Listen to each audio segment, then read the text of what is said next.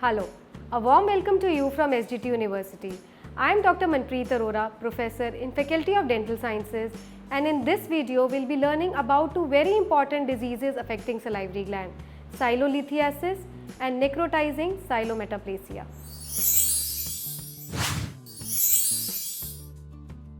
Silolithiasis are calcified structures that are formed within the salivary gland or its duct. It is also called salivary gland stone or calculi.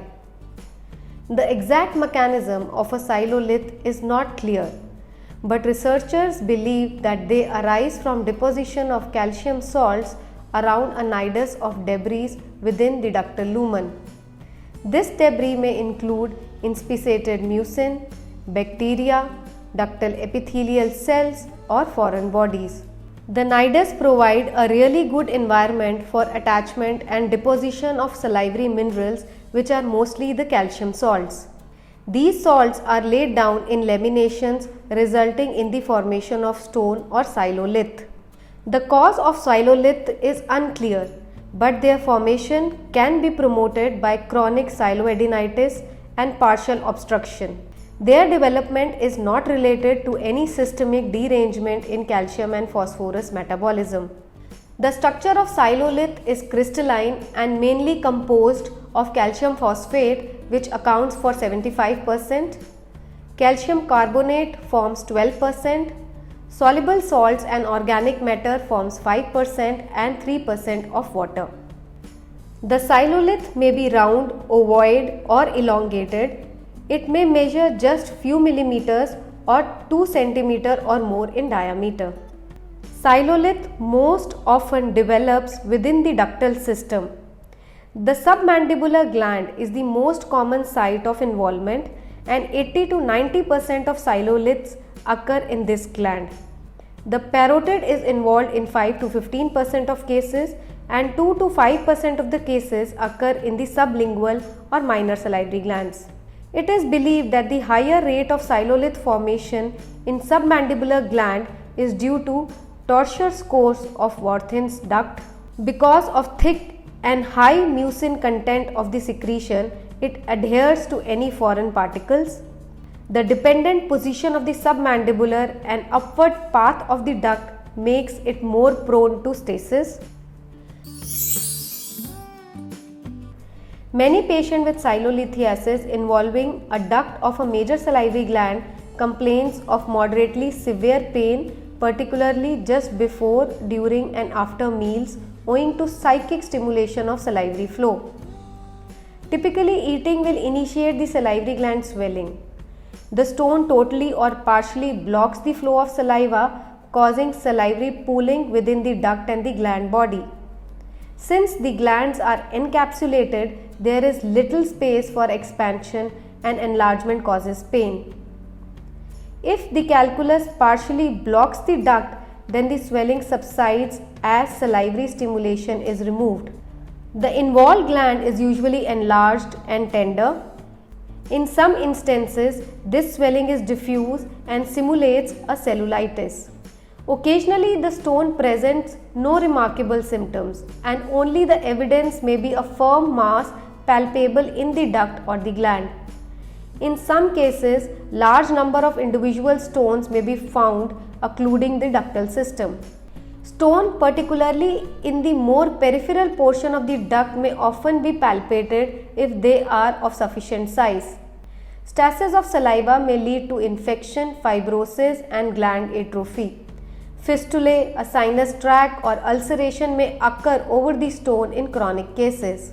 Silolithiasis can also form within the ducts of minor salivary glands.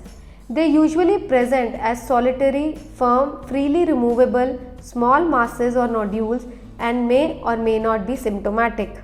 Siloliths typically appear as radio-opaque masses on radiographic examination. However, not all stones are visible on standard radiographs because of the degree of calcification of some lesions. They may be discovered anywhere along the length of the duct or within the duct itself. Stones in the terminal portion of submandibular duct are best demonstrated with an occlusal radiograph or panoramic or periapical radiograph. The calcification may appear superimposed on the mandible and care must be exercised not to confuse it with an intrabony lesion. Psilography, ultrasound and CT scanning may be helpful for additional imaging. The calcified mass exhibits concentric lamination that may surround a nidus of amorphous debris. If the associated duct also is removed, it often demonstrates squamous, oncocytic or mucous cell metaplasia. Periductal inflammation is also evident. The ductal obstruction frequently is associated with an acute chronic sialoadenitis of the feeding gland.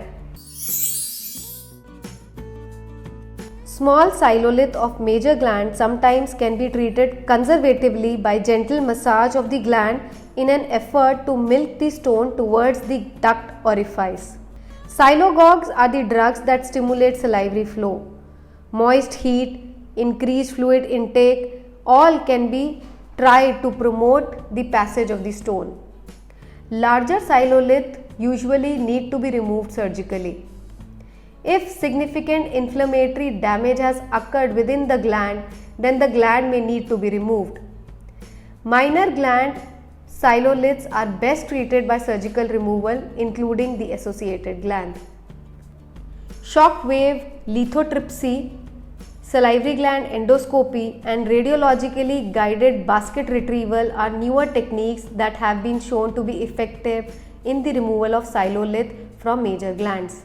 These minimally invasive techniques have low morbidity and may preclude the necessity of gland removal.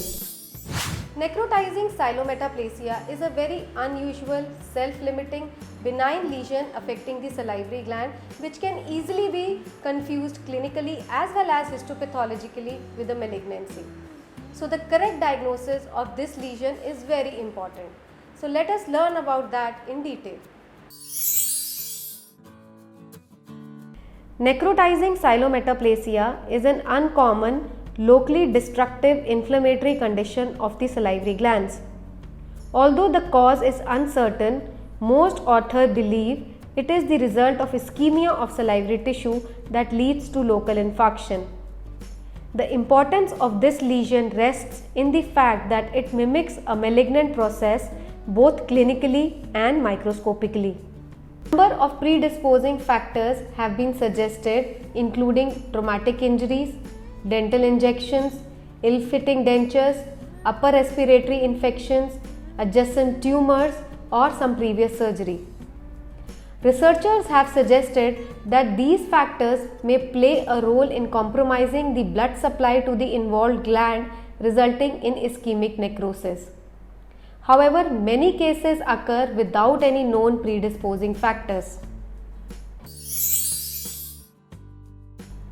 Clinically, necrotizing silometaplasia frequently develops in palatal salivary glands and more than 75% of all cases occurs on the posterior palate. The hard palate is affected more often than the soft palate. About 2/3 of palatal cases are unilateral, with the rest being bilateral or midline in location. Necrotizing silometaplasia also has been reported in other minor salivary gland sites and occasionally in the parotid gland. The submandibular and sublingual glands are rarely affected. Although it can occur at any age, necrotizing silometaplasia is most common in adults. The mean age of onset is 46 years. Males are affected nearly twice as often than female. The condition appears initially as a non-ulcerated swelling, often associated with pain or paresthesia. Within 2 to 3 weeks, necrotic tissue sloughs out, leaving a crater-like ulcer that range from less than 1 centimeter to more than 5 centimeter in diameter. The patient may report that a part of my palate fell out. At this point, the pain often subsides. In rare instances, there can be destruction of the underlying palatal bone.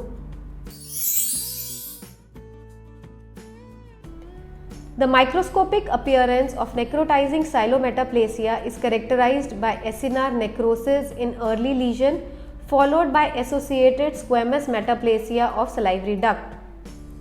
Although the mucous acinar cells are necrotic, the overall lobular architecture of the involved gland is still preserved, which is a helpful histopathological clue.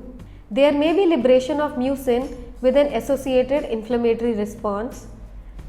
The squamous metaplasia of salivary ducts can be striking and produce a pattern that is easily misdiagnosed as squamous cell carcinoma or mucoepidermoid carcinoma. The frequent association of pseudoepitheliomatous hyperplasia of the overlying epithelium may further compound this mistaken impression. In most cases, however, the squamous proliferation has a bland cytological appearance without dysplastic features. Because of the worrisome clinical presentation of necrotizing cylometaplasia, biopsy usually is indicated to rule out the possibility of malignant disease. Once the diagnosis has been established, no specific treatment is indicated or necessary. The lesion typically resolves on its own with an average healing time of 5 to 6 weeks. So, in today's video, we have learned in detail about cylolithiasis and necrotizing cylometaplasia. Next time we meet, we will be learning about some other lesion. Till then, keep learning, keep growing. See you next time.